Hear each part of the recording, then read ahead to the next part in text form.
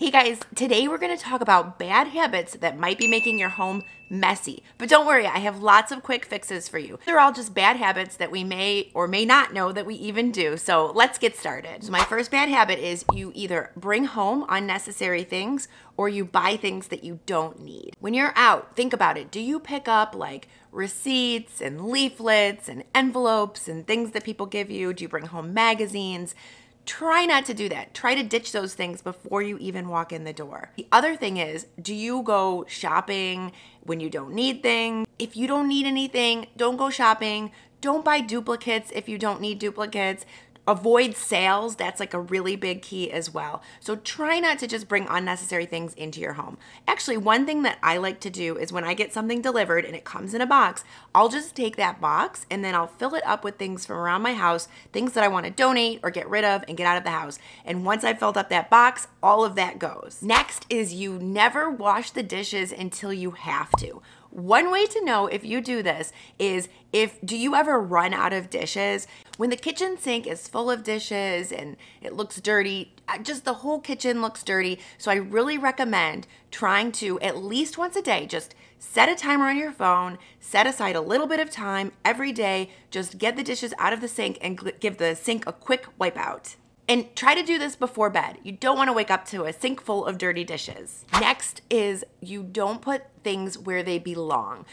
Or even worse, the things that you have don't have a home or a place where you keep them. You really need to have a place where everything belongs and always put it there. So when you walk in the door, when you walk around the house, don't just put that thing down, put it away and get it out of sight and clean. Next bad habit is you're not putting clean laundry away as soon as it's done, ready to be folded, ready to be put in the drawers or in the closets. Honestly, when you do this, what happens is then the laundry just piles up and you just look at it every day. I do this sometimes too. Like the laundry will be ready to be put away and I'll just leave it in the laundry basket for days on end. But don't do that because then what happens is your laundry piles up, then suddenly you've got clean clothes mixed with dirty clothes, then you have to rewash the clothes. So my tip is just put it away as soon as it comes out of the dryer or as soon as it's ready to be folded and put away. If you're liking this content, go ahead and give this video a little thumbs up and I would love if you would subscribe. The next bad habit you may be doing is you're leaving things in your entryway. So you walk in the door,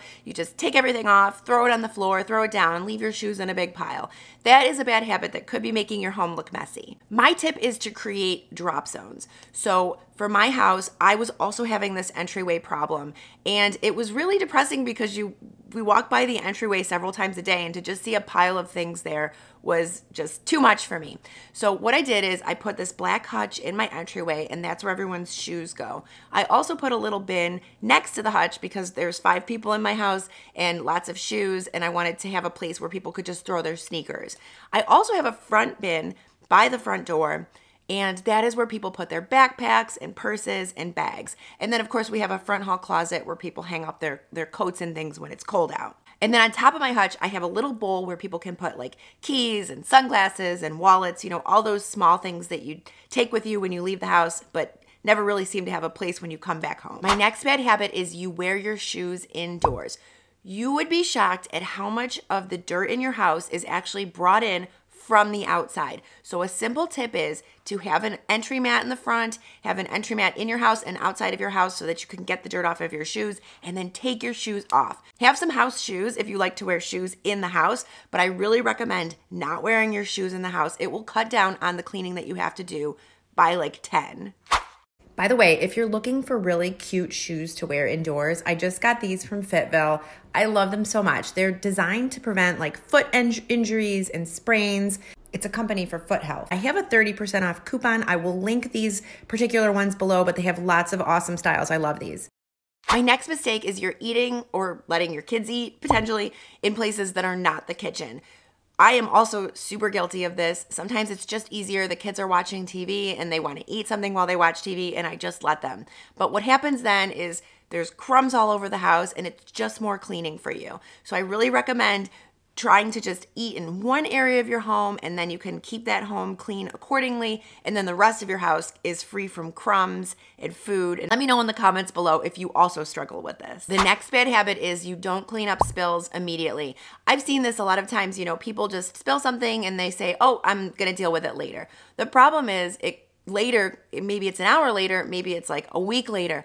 The longer you wait, the harder it is to clean up the spill. And I kind of think with spills and things like that, once you get a little spill, it almost like is in your mind like, oh, well, it's already messy. I'll just make it worse. And it just is like a snowball effect. So my tip is clean up the spill immediately, and that will keep your kitchen looking, or your area wherever you are, just looking really clean for a much longer time. The next bad habit that you may have is forgetting to change your air filters.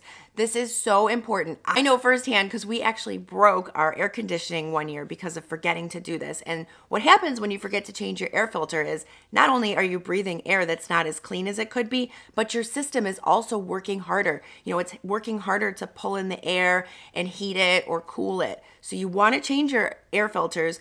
Follow the manufacturer's instructions, but you want to do this every couple of months, or this will also keep your bills lower. And then the last thing is you aren't cleaning your bathroom daily. I don't mean giving your bathroom a full deep clean every day. Definitely not. Don't do that. All you need to do is a couple little things each day, and that will keep your bathroom looking sparkling.